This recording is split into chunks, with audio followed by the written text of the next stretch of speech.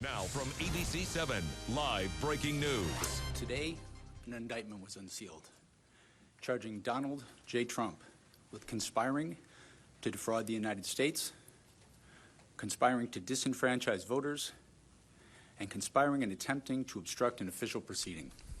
Breaking news within just the last hour. Former President Trump indicted again, this time in connection with the effort to overturn the 2020 election. Good afternoon. Thanks for joining us. I'm Larry Beal. And I'm Kristen Z. The former president is being asked to appear in Washington, D.C. in a courtroom on Thursday to face these new charges.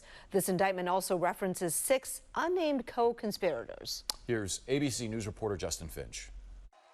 Former President Donald Trump has been informed he has been indicted by a federal grand jury regarding the special counsel's probe into Trump's alleged efforts to overturn the 2020 election. Sources with direct knowledge tell ABC News. The indictment listing 4 criminal counts, including conspiracy to defraud the U.S., conspiracy to obstruct an official proceeding, obstruction of and an attempt to obstruct an official proceeding, and conspiracy against the right to vote and have that vote counted. The indictment also references 6 unnamed co-conspirators from Trump's inner circle who promoted his false election claims. Before voting to indict Trump, the grand jury heard testimony from several witnesses, including Trump's former chief of staff, Mark Meadows, son-in-law and senior advisor Jared Kushner, and several officials from battleground states who were allegedly pressured in a failed bid to change Trump's election losses into victories. For more than a year, federal prosecutors have been investigating alleged attempts by Trump and others to overturn the 2020 presidential election results in hopes of reversing Trump's loss to Joe Biden. Special counsel Jack Smith also investigating Trump's actions during the January 6th insurrection when he told thousands of supporters to march on the Capitol.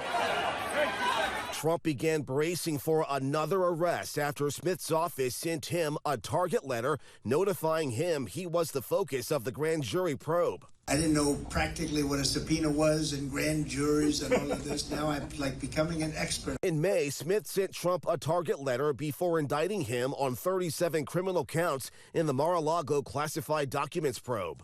And later, 3 additional charges in a superseding indictment filed last month. Trump is accused of mishandling national security documents, including top-secret military and nuclear records after leaving office, and then obstructing the government's efforts to retrieve them.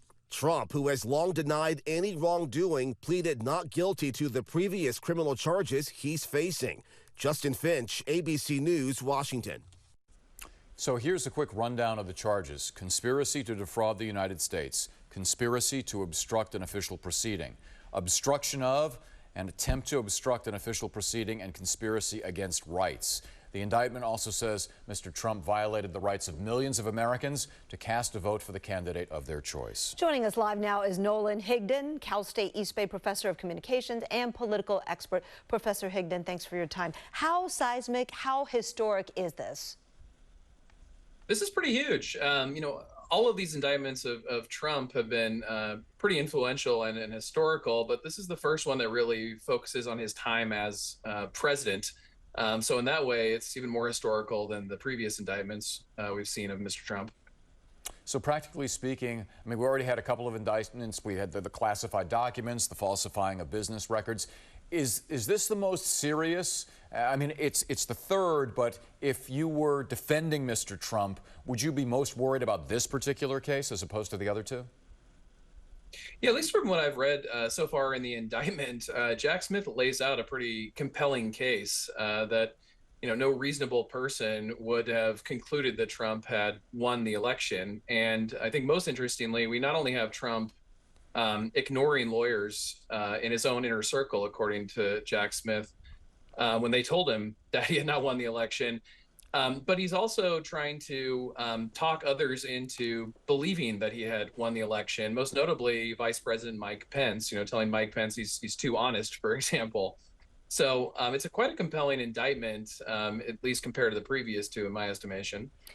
I want to ask you, this comes as a new poll shows Biden and Trump neck and neck in the presidential matchup, and Trump way ahead of other Republicans for their party's nomination for president. What does this additional indictment do? I guess the question is two-part, right? To his popularity and then also to his eligibility to run. Yeah, Trump will still be eligible. There is historical precedent for someone running for president from jail. Eugene Debs did it about 100 years ago. But on the political question, these indictments have been great for Trump. He operates a very unique space in American politics where his supporters see him as the embodiment of them. And so when he's being indicted, they feel like they're being indicted. That's why I think it's, no coincidence that when this indictment came down, Trump responded by comparing the indictment to Nazi Germany and Soviet authoritarian regimes, because, that won't ring true with any opponent of Trump. But for supporters of Trump, that analogy will work well. And I think that's why Trump went there as soon as the indictment was announced. You mentioned jail time. Do you honestly believe that even with a guilty verdict, that Donald Trump could end up in jail? Or would it be more likely that some sort of deal was reached, assuming that there was a guilty verdict, that, all right, you're not going to go to jail, but you're also not running anymore? Is that a viable option?